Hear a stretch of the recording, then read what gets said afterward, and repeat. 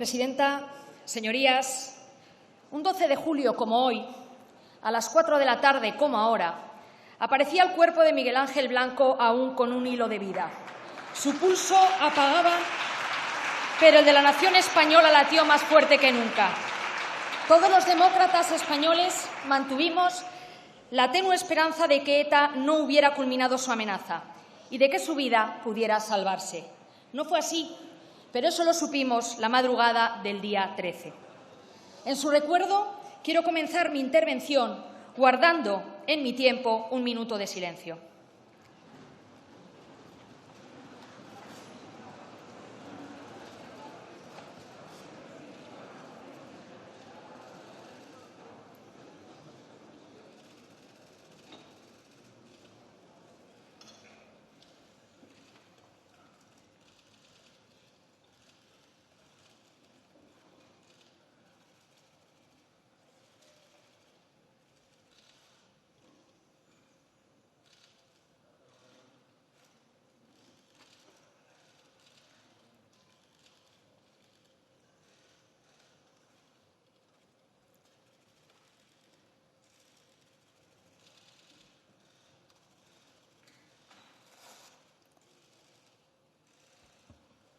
El nombre de Miguel Ángel Blanco lo dio Muñoa, concejal en Eibar de la entonces Herri Batasuna. Sí, ya estaban en las instituciones.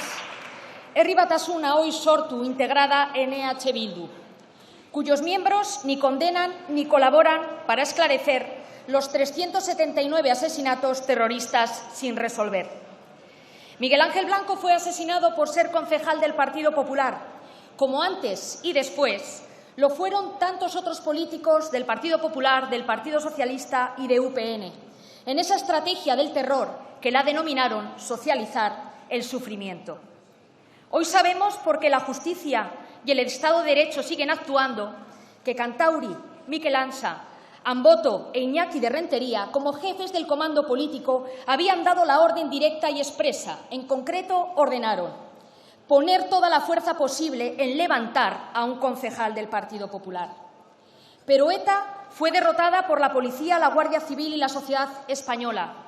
ETA empezó a morir el día de la rebelión cívica de la nación española por el asesinato de un joven que había nacido en mayo del 68. Esta es la historia de nuestra democracia. Ese fue el verdadero inicio del fin de la banda terrorista ETA. Esa es la verdadera memoria colectiva que los demócratas debemos honrar y a la que nunca debemos renunciar.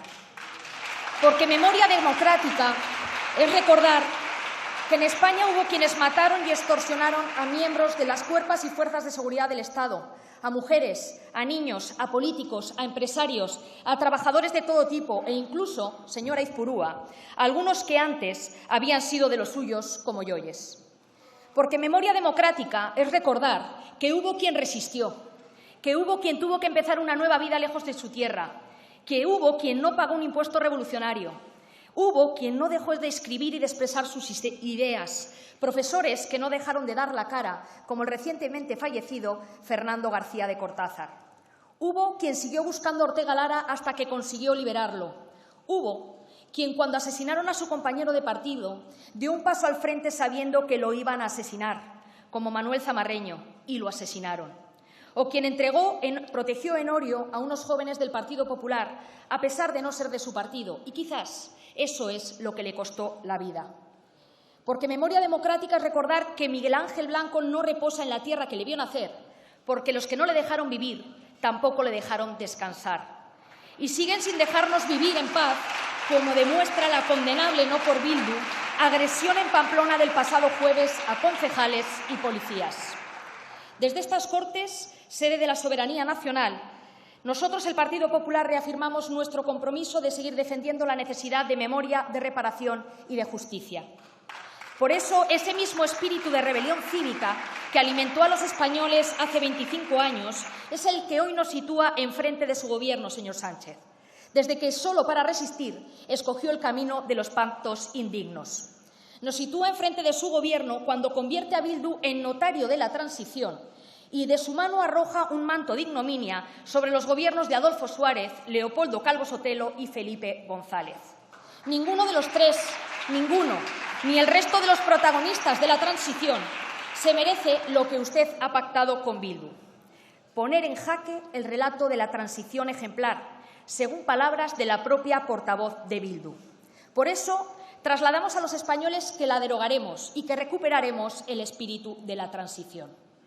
Porque si hubo alguien que hizo todo lo posible por intentar que la transición y la democracia descarrilaran, fue ETA, y con ellos no se les entrega la memoria. Señor Sánchez, escuche la voz de escritores como la de Andrés Trapiello, que le dicen claramente: sabemos que de todas las facultades la de la memoria es la menos democrática. Recuerdan los individuos, cada uno lo suyo, no los pueblos, no los territorios, no algunas élites políticas o académicas, y menos aún por razones sectarias. El Partido Popular está a favor del reconocimiento de las víctimas, de todas las víctimas, pero intentar reescribir la historia de España de la mano de Bildu es una de las mayores inmoralidades inimaginables, y algo para lo que usted no tenía mandato de los españoles, porque se presentó a las elecciones afirmando directamente lo contrario. ¿O no se acuerda ya que dijo que no pactaría con Bildu y que estaba dispuesto a repetirlo hasta 20 veces? ¿Lo recuerda, señor Sánchez? ¿Lo diría hoy, aunque solo fuera una vez más aquí? Una mentira presente con la que quiere llevar, reescribiendo la historia, la mentira también al pasado. Usted y la mentira, síntesis de esta legislatura, balance de su gestión. Porque también afirmó que no indultaría a los condenados por el procés, y lo ha hecho. Afirmó que traería a Puigdemont, y hoy la pregunta es: ¿impulsará reformas para modificar los delitos de sedición y rebelión? Se lo están pidiendo otros de sus socios. ¿Va a ceder para seguir resistiendo? ¿Con qué nuevas cesiones nos va a sorprender el viernes tras su reunión con Aragonés? Le recuerdo que le están pidiendo detener la vía judicial y la represión que, según sus socios, están recibiendo el movimiento independentista. Se lo traduzco: se llama independencia y amnistía.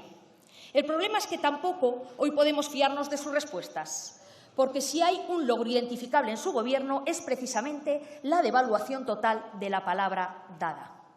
Ha llegado el momento de devolver su valor al compromiso político, que los ciudadanos puedan volver a confiar, y el Partido Popular está dispuesto a cumplir la palabra dada.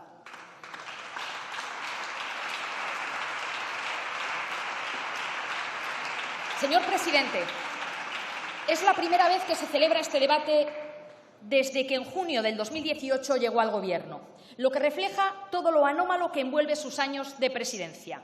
Anómalo es que el debate esté emparedado entre 4 reformas legislativas. Anómala es una forma de gobernar con más de 120 reales decretos ley, con más de 50 leyes bloqueadas en su tramitación. Y anómalo es hacer oídos sordos a los informes del Consejo de Estado y verse desautorizado reiteradamente por el Tribunal Constitucional. Anómalo es el deterioro al que ha sometido a las instituciones. Desde que usted gobierna hemos visto cómo una ministra de Justicia ha pasado directamente a ocupar la Fiscalía General del Estado. ¿De quién depende la Fiscalía? Pues eso, señor Sánchez. Desde que usted gobierna hemos visto cómo al frente del CIS hay un dirigente socialista que escribe libros incluso sobre usted. Desde que usted gobierna hemos visto cómo destituye a todo aquel que le es incómodo. La directora del CNI, el general Pérez de los Cobos e incluso el intento hacia el INE antes de que se fuera. Este es usted. Señor Sánchez, aunque usted desea máximos poderes con mínimos controles, no olvide que en la democracia parlamentaria es el Congreso quien controla al Gobierno. Y no olvide tampoco que pronto los ciudadanos le controlarán a usted. Señor presidente, este debate sobre el Estado de la Nación tiene que ser el debate sobre el Estado de los ciudadanos. Y somos una nación cuyos ciudadanos hoy soportamos una inflación de más de un 10%. Y no somos culpables de ello, ni es nuestra responsabilidad, como nos ha dicho en el día de hoy. La inflación es el virus más cruel que puede afectar a la economía de las familias, porque no vacía solo la cartera, también los saldos de la cuenta corriente. Es el impuesto mayor, el más injusto y el más regresivo, porque afecta más a quien menos tiene. Es el mayor recorte a los ahorros, ya que valen un 10% menos. Una nómina de 1.000 euros pasa a tener la capacidad de compra de una de 900 del año pasado. Los mileuristas han dejado de serlo. Ha llegado a afirmar en el día de hoy que la culpa de la inflación la tiene el consumo, cuando el consumo, usted debiera de saber, que ha caído en el último año. Una inflación que no solo es responsabilidad del señor Putin, sino también de usted, señor Sánchez, de sus políticas, o mejor dicho, de la falta de ellas. Se lo demostraré.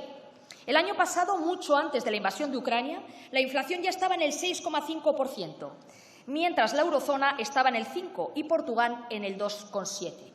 Ustedes se empeñaban entonces en decir que era transitoria y, en lugar de tomar medidas, hacían declaraciones. En febrero estábamos ya en el 7,6% y no había comenzado la guerra. Pues no ha sido transitoria y sus errores de previsión y su falta de capacidad la estamos pagando todos los españoles. ¿Por qué, si España depende menos del gas ruso que Alemania, nuestra inflación es superior, 2 puntos más? ¿Por qué Portugal tiene una inflación menor que España, un 9%? ¿Por qué la de Francia es casi la mitad? Sin contar con que usted encontró un país donde la inflación española era inferior a la de la zona euro. El factor diferencial es usted y su caótico Gobierno. Están más ocupados en resolver sus diferencias internas que en resolver los problemas de los españoles. Y este es el gran problema. Por eso el problema es usted, y esto solo lo tenemos en España. No se necesitan excusas, se necesitan medidas y reformas. Y hoy hemos podido ver que usted no tiene ninguna, poco más de algún parche. Señor Sánchez, mientras sus arcas están cada vez más llenas como consecuencia de la inflación, 15.500 millones de euros de recaudación más este año. Estos sí que son los beneficios que les caen a ustedes del cielo de la inflación. Y mientras, las despensas de las familias están cada vez más vacías.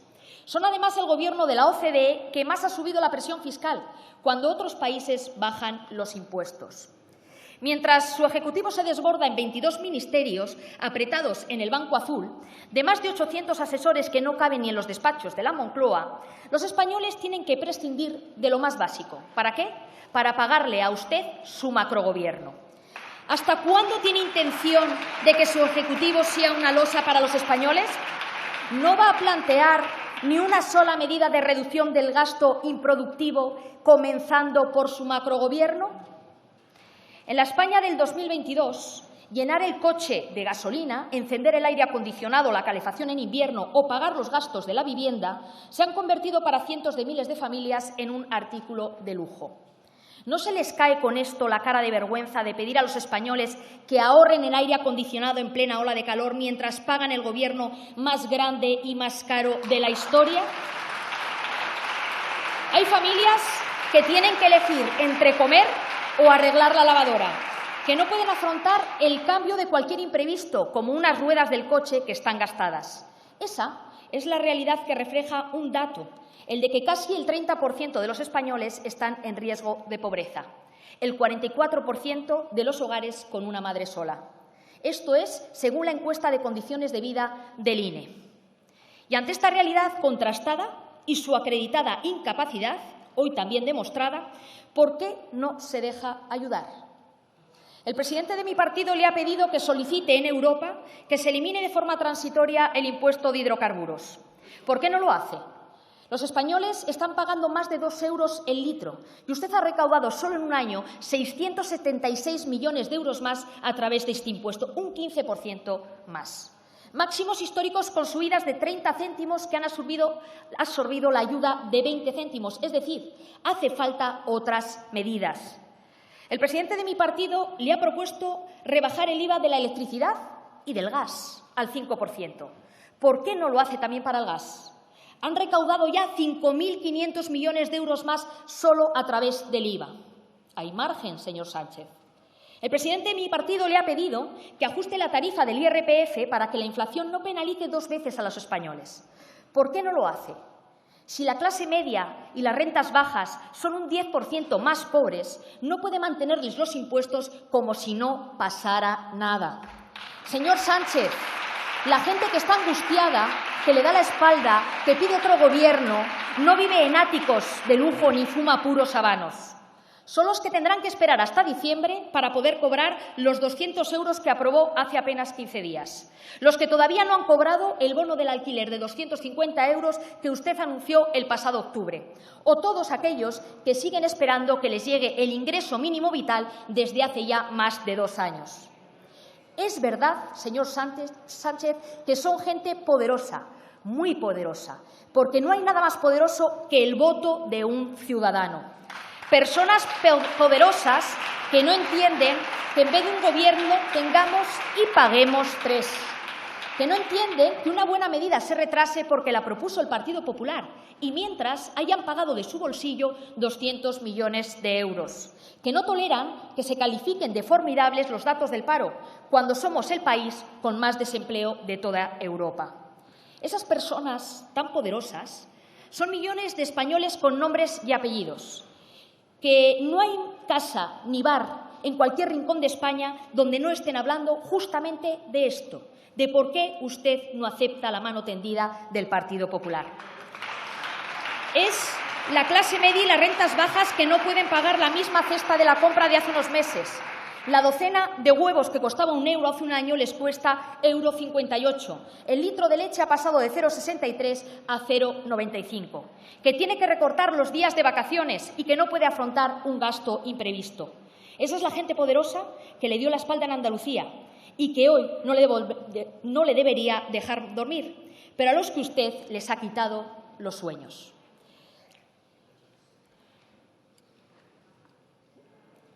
Somos los españoles que debemos 6.000 euros más porque usted ha disparado la deuda hasta casi 300.000 millones de euros.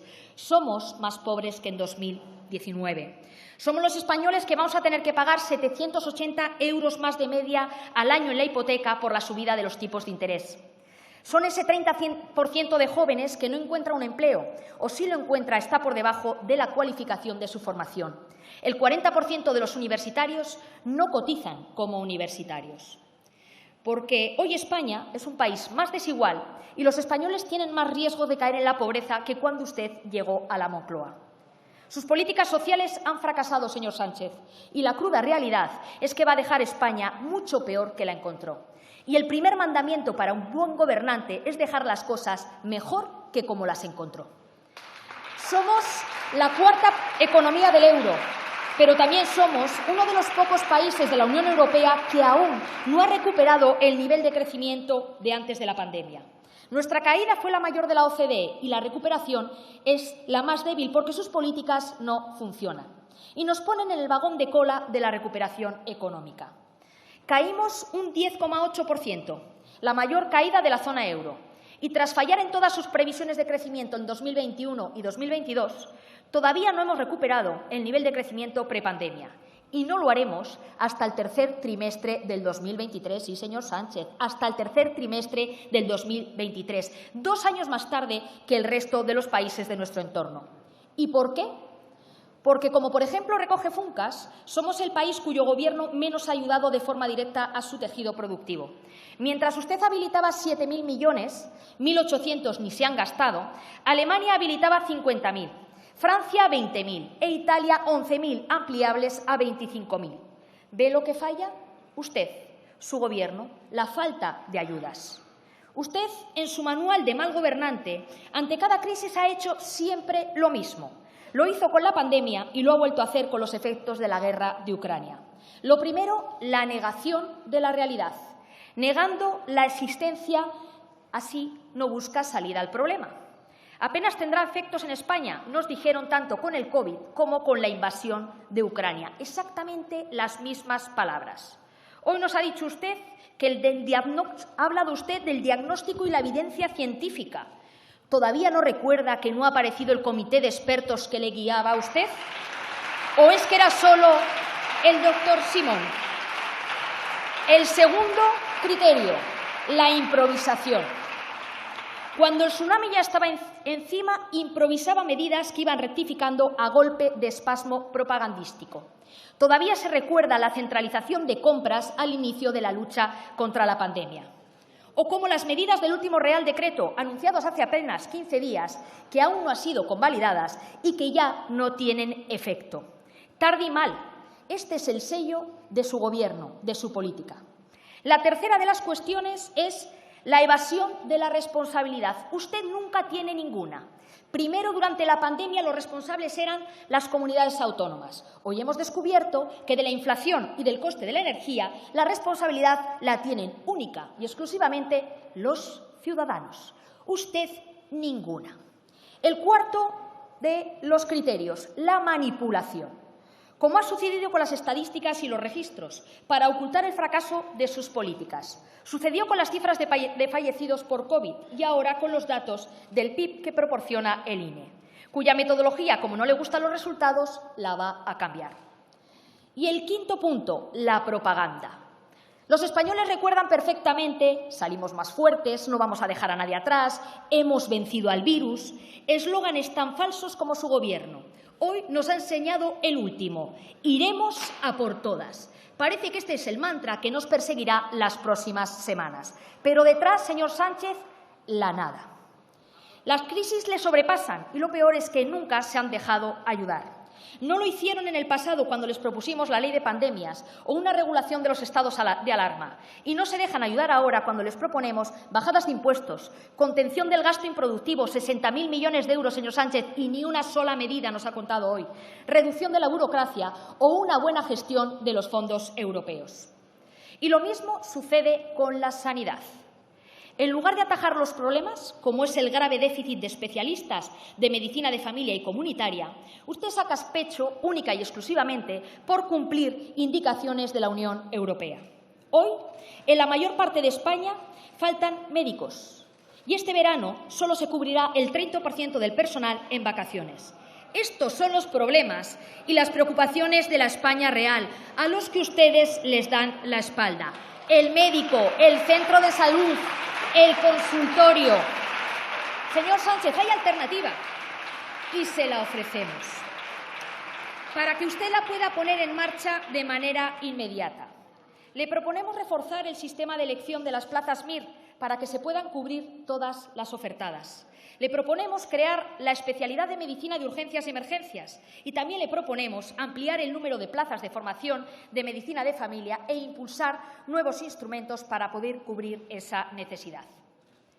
Porque, señor Sánchez, las cuentas de este año eran los mismos cuentos que los años anteriores. Los mismos cuentos que cuando presentó el cuadro macro. Unas cuentas que hoy son más ficticias que nunca, cuando la realidad es más dura que nunca. No han cumplido jamás sus previsiones. Desde el año 2018 han gastado mucho más de lo previsto y crecido mucho menos de lo anunciado. Tienen la mayoría de los fundamentos de nuestra economía absolutamente desequilibrados. Pueden ahora tratar de maquillar las estadísticas del INE como si fuese el CIS, pero del mismo modo que Tezanos no pudo tapar la mayoría absoluta del Partido Popular en Andalucía, sus estadísticas no van a poder tapar las facturas que día a día tienen que pagar los españoles, ni que los contratos son cada día más precarios, aunque los registros aparezcan como indefinidos. Tras desaparecer por imperativo legal los contratos de obra y servicio y encarecerse el resto de los temporales, ¿qué es lo que ha ocurrido? Pues simple y llanamente que se han incrementado un 700% los fijos discontinuos. Señor Sánchez, ¿usted le diría a un antiguo trabajador con un contrato de obra y servicio y ahora fijo discontinuo que su contrato es indefinido si solo trabaja 2 meses al año? Esto no es serio. Y mientras, seguimos siendo el país de la Unión Europea con la mayor tasa de paro y la segunda mayor tasa de paro femenino y juvenil. 1 de cada 4 parados en Europa es español. Esto no es formidable. Es la primera vez en España que se incrementa el empleo y, en cambio, también aumenta la pobreza y los españoles en riesgo de pobreza. ¿A qué cree que se debe, señor Sánchez? Por mucho maquillaje que le ponga, lo precario, precario es y lo temporal, temporal es. Necesitamos empleo de verdad, porque además las pensiones no las garantiza el BOE, sino el empleo de calidad y bajar la inflación.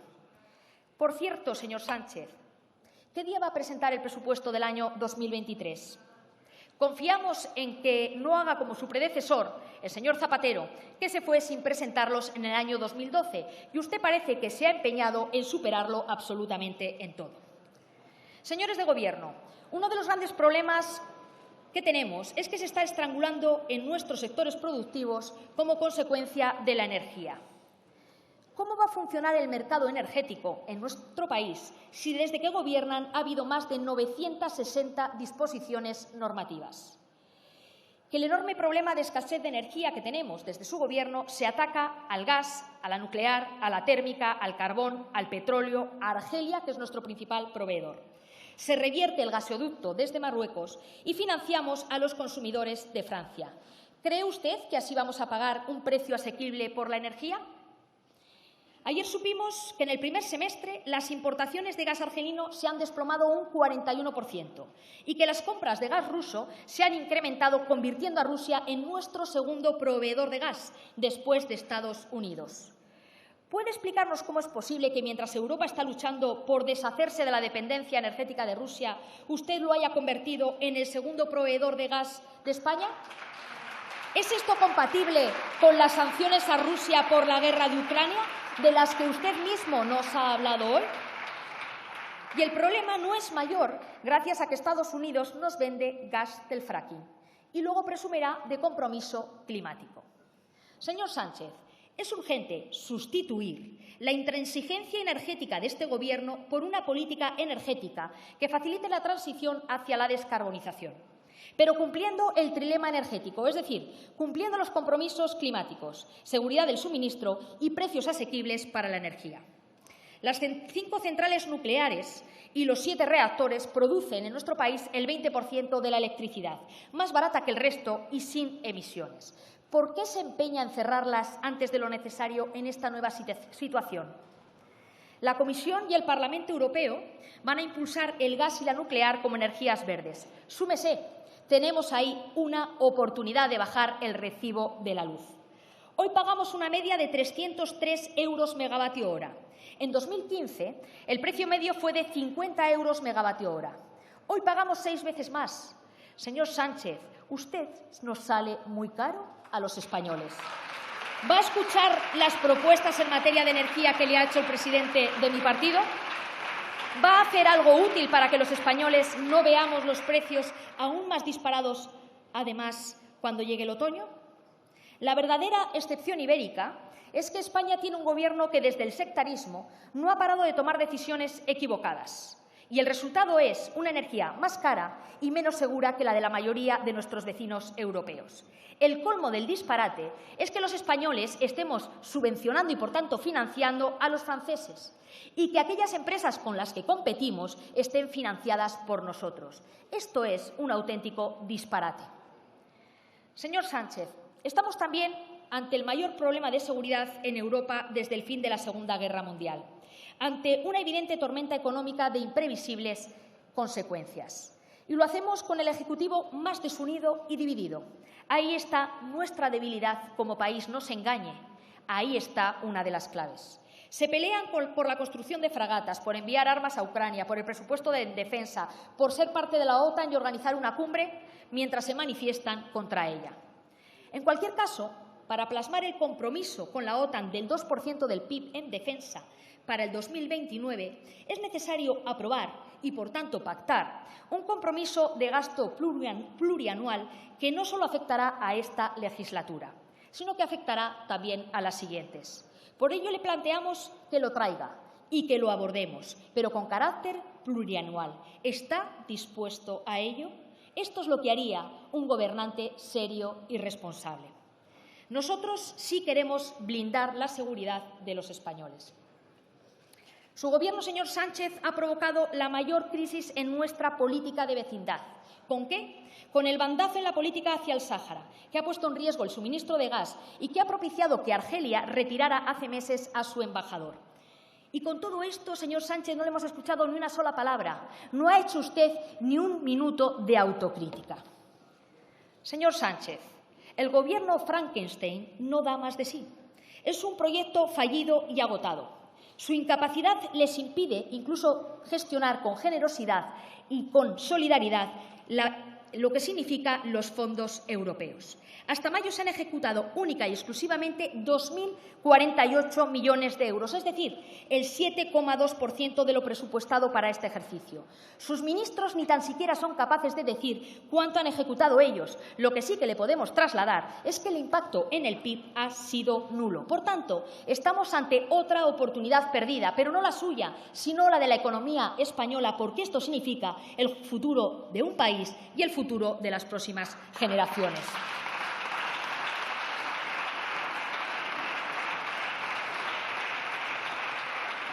Pero en lugar de aceptar nuestra propuesta de que sean liderados por una autoridad profesional e independiente, usted ha optado por la discrecionalidad del reparto a dedo. Pues, señor Sánchez, ni eso le va a salvar, pero eso será perjudicial para España y, por tanto, para los españoles.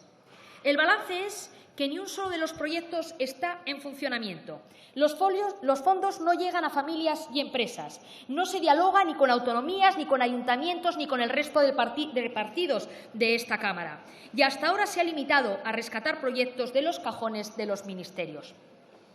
Y llegamos al penúltimo capítulo en su manual de resistencia.